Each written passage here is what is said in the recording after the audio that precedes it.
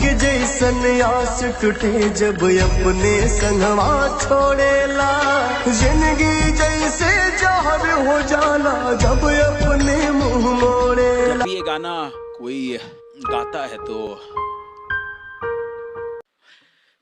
मेरे भाई की याद आ जाती है। क्या कीजिएगा सर, जमाना यही चल रहा है।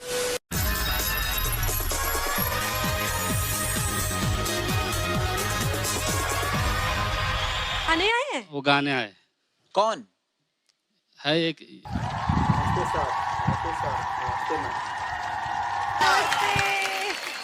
अच्छा, ये आपने कैसे मतलब सिंगिंग कब से कहाँ से सीखा और कब तक मतलब छुपा के रखा था? मुझे पता है कि आप सलमान के टाइम भी थे, सनी के टाइम भी थे। जी हाँ सर। तो आपने किसी को बताया नहीं कि आप गाना गाते हो? ऐसा क्या सीन है? सबसे पहले मैं संगीत कहीं नहीं सीखा हूँ। जो भी गाता हूँ, जो भी सीखा हूँ वो इंडियन आइडल के मंच से ही सीखा हूँ और आप लोगों से ही सीखा हूँ। मैं सेट पे झाड़ू लगाने का काम करता हूँ। जिस तरह से ज्योति मौर्य के पति आलोक मौर्य झाड़ू लगाया करते थे, तो ठीक उसी तरह मैं भी झाड़ू लगाया करता हूँ। हमारी भी पत्नी की सोच थी कि मैं भी एसडीएम बनूं, लेकिन मैंने उसे एसडीएम नहीं बनने दिया। मैं बहुत चालाक किस्म का इंसान हूँ। उसको मैंने झाड़ू पोछा कराया। घर का जितना भी काम है उससे सारे काम हम करवाते हैं, गोबर उठवाते हैं, सारा काम उसी से हम करवा लेते हैं। तो इस तरह से समझ सकते हैं हम कितना चालाक हूँ। और रह गया सिंगिंग के बाद, तो मैंने जो भी सिंगर यहाँ पे आता था तो जो भी गलती करता था उसके गलती से मैंने सीखा हूँ और उस गलती को फॉलो करते हुए मैंने अच्छा गाने का प्रयास किया हूँ। तो रह गई मेरी गाने की बात, तो अब आप लोग मेरा गाना सुनिए। वाह, Unbelievable। कितना ब्यूटीफुल है। मैं दिल से दुआ करता हूँ कि आप इतना अच्छा गाओ। हम तो बहुत एक्साइटेड हैं आपको सुनने के लिए। आप क्या गाने वाले हैं? जो अभी ट्रेंडिंग चल रहा है ज्योति मौर्य आलोक मौर्य, उसी पे आधारित एक हम गाना लिखे हैं, वही गाना आप लोग को सुनाने वाले हैं। अच्छा, चलिए फिर सुर ले लो, शुरू करते हैं।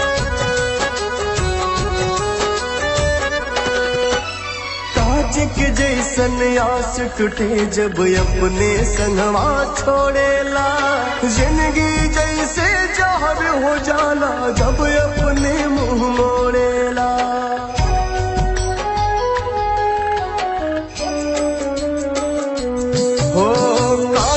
जैसन आस टूटे जब अपने संगवा छोड़ेला, जिंदगी जैसे जहर हो जाला जब अपने मुंह मोड़ेला। हित परित हिताई मिताई सब माया के मेला बा, हित परित हिताई मिताई सब माया के मेला बा। समय के सगरी खेला बा, जग में सब ही अकेला बा। समय की सगरी खेला बा, जग में सब ही अकेला बा।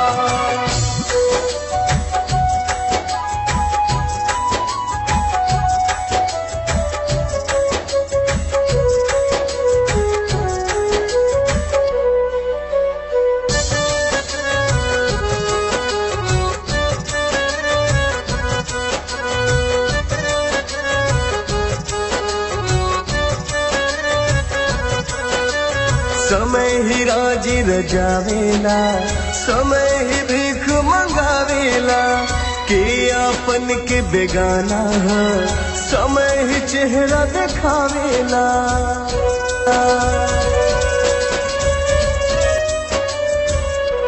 हो समय ही राजी रजावेला, समय ही भीख मंगावेला। के अपन के बेगाना है, समय ही चेहरा दिखावेला। मसला बस एक रोटी के बाबा की झूठा झमेला बा। समय के सगरी खेला बा, जग में सब ही अकेला बा। समय के सगरी खेला बा, जग में सब ही अकेला बा।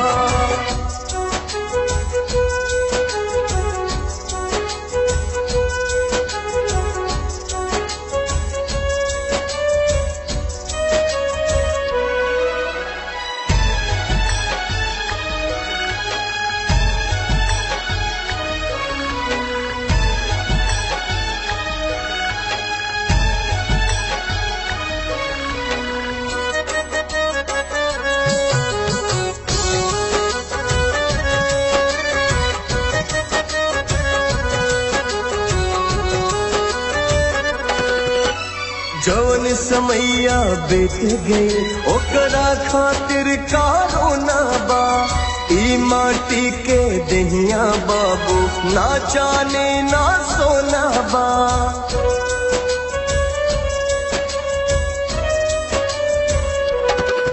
अरे जवन समैया बीत गई ओकरा खातिर कारो ना बा ई माटी के दहिया बाबू ना जाने ना सोना बा ऐसे केहू बच ना पाए जे कर आइल मेला बा समय के सगरी खेला बा जग में सब ही अकेला बा समय के सगरी खेला बा जग में सब ही अकेला बा।